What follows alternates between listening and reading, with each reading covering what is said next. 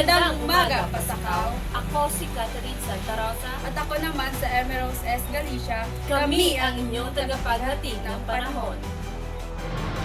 Kahapon nga ay nag-release ng anunsyo ang DOST Pag-asa na papalo ang heat index ngayong araw sa 44 degrees Celsius sa Pili, Camarines Sur. Ngayon, alamin naman natin kung gaano kahanda ang mga taga-Pasakaw kung paano sila naghahanda at gumagawa ng paraan para maigsan o maiwasan ang init ng panahon.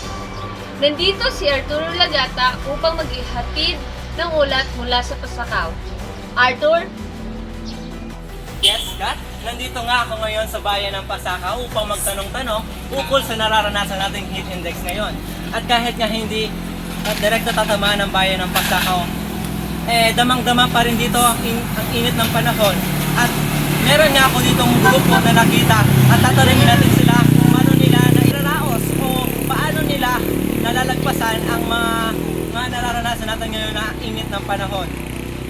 Paano o ano ang mga karaniwang ginagawa nyo upang maiwasan ang nararanasan nating init ng panahon ngayon? Unang-una, magdala tayo ng tubig para laging uminom ng tubig at para maiwasan ang heat stroke. Ano po, iwasan po lumabas ng bahay pag wala namang po masyadong gagawin sa labas.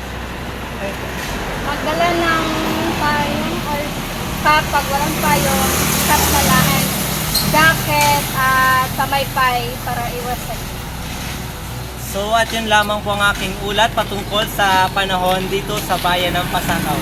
Back to you, Kat. Ngayon ay ika-29 ng Abril 2025. Alamin natin ang lagay ng panahon sa Pasakaw sa buong maghapon. Mula sa ating mga satellite at weather monitoring station, narito si Emmy upang ihatid ang lagay ng ating panahon. Emmy, kumusta nga ba ang lagay ng ating panahon? Magiging sobrang init ba o uulan ba? Kahapon nga ay nag-release ng anunsyo ang DOST Pag-asa na papalo ang heat index ngayong araw sa 44 degrees Celsius sa Pili, Camarines Sur. Sa kasalukuyan, sa Pasakaw ay nakakaranas ng maaraw na panahon na ang temperatura ay nasa 30 degrees Celsius.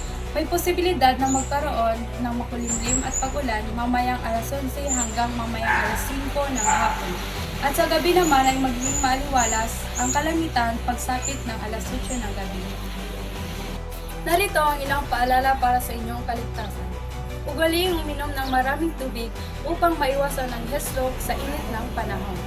Kung kayo ay nasa labas, magdala ng payong o kapote kung may posibilidad ng pagulan. Ugaliing makinig sa mga update ng panahon. Back to you, Kat. Iyan ang ating ulat ng panahon para sa araw na ito. Manatili ligtas at mag-ingat muli. Ako si Catherine Santa Rosa upang tagapaghatid ng panahon.